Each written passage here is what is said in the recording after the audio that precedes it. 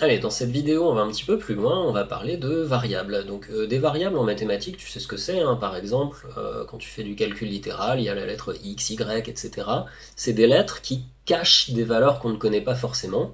Donc par exemple x, si je dis x à Python, peut-être qu'il sait x est égal à quoi, je lui demande. Bon, visiblement il sait pas, il me dit x n'est pas défini. Bon. Donc si je veux que Python comprenne ce que c'est que la variable x, je dois lui dire x est égal à combien. Donc je vais lui dire par exemple que x est égal à 1, entrée. Bon, il me dit rien, je lui ai donné l'information que x est égal à 1. Et si maintenant je lui demande ce que c'est que x et que je fais entrer, là il me répond 1. Il a compris l'information que je lui ai donnée juste au-dessus. Je peux lui dire également que y est égal à 5, par exemple, et maintenant lui demander de faire le calcul x plus y. Et x plus y, très logiquement, puisque x, il sait que c'est égal à 1, et que y, il sait que c'est égal à 5, bah voilà, x plus y, ça nous donne 6, pas de problème. Mais ça m'a pris quand même 3 lignes, j'ai dû appuyer 3 fois sur entrée sur mon clavier pour obtenir ça, une fois pour lui donner la valeur de x, une fois pour lui donner la valeur de y, et une fois pour lui demander de faire l'addition. Et bien tout ça, on va le faire en une seule fois du côté script. Enfin, bah allons-y. Donc ici, je vais écrire, je prends d'autres lettres, hein, je vais écrire que A est égal à 8 par exemple, que B est égal à 1, et puis je vais lui demander de faire l'opération A plus B. Donc du côté là, du côté où se passent les choses, donc du côté console, je lui demande de faire A plus B. Et là, il me dit encore une fois que la variable A n'est pas définie, il ne sait pas c'est égal à combien. Normal, je lui ai pas dit du côté console, je lui ai dit du côté script. Et ça, souviens-toi ce qui se passait quand tu faisais du Scratch. Tu assemblais les blocs pour faire un script, et pour que le petit chat prenne connaissance de ton script, tu devais appuyer sur le petit drapeau. Là, c'est la même chose. Pour que Python prenne connaissance des informations que tu lui as données du côté script, le petit drapeau, c'est la touche en bas à gauche, là, exécuter. Donc j'appuie dessus, effectivement, il a exécuté le script. Qu'est-ce que ça veut dire, exécuter le script? C'est-à-dire qu'il a lu. Donc il sait maintenant que A est égal à 8 et que B est égal à 1. Donc si je lui demande de faire A plus B, cette fois, il répond enfin 9. Donc ça, c'est quelque chose de très important. Il ne faudra jamais oublier d'appuyer sur exécuter avant de passer du côté console pour tester ton programme.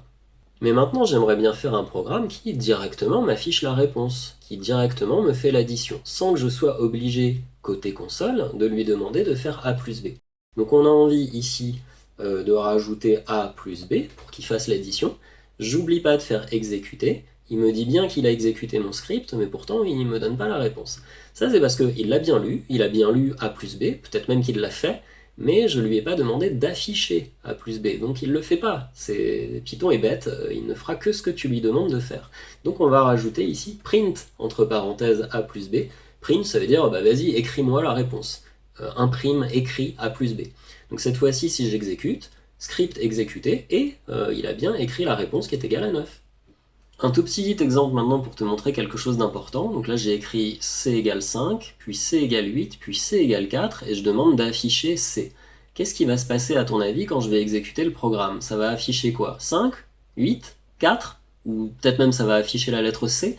Alors déjà non, ça va pas afficher la lettre C, puisque C est une variable.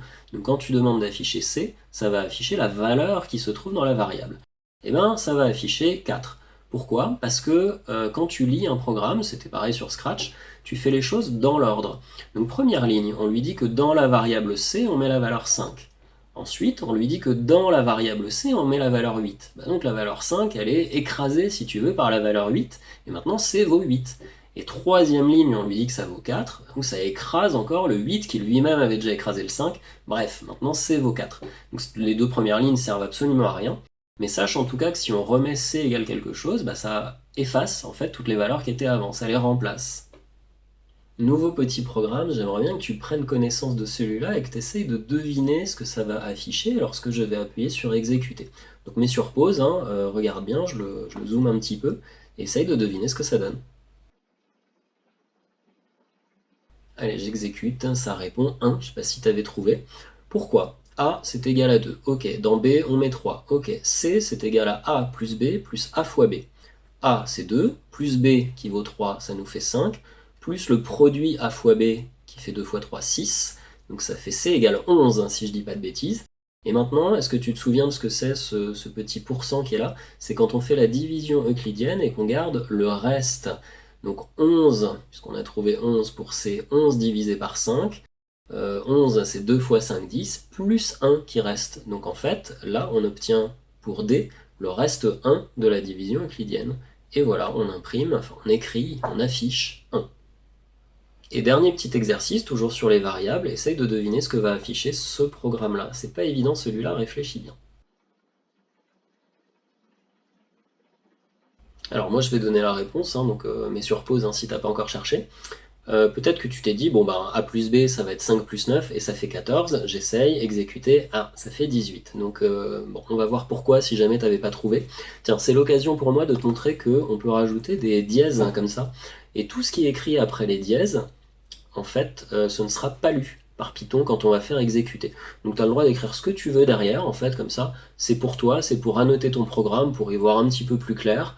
N'hésite jamais à utiliser ça. Et tu vois, ça change de couleur, ça te permet de bien signaler que tout ça n'est pas pris en compte dans le programme. Je reviens en arrière, j'efface mes bêtises.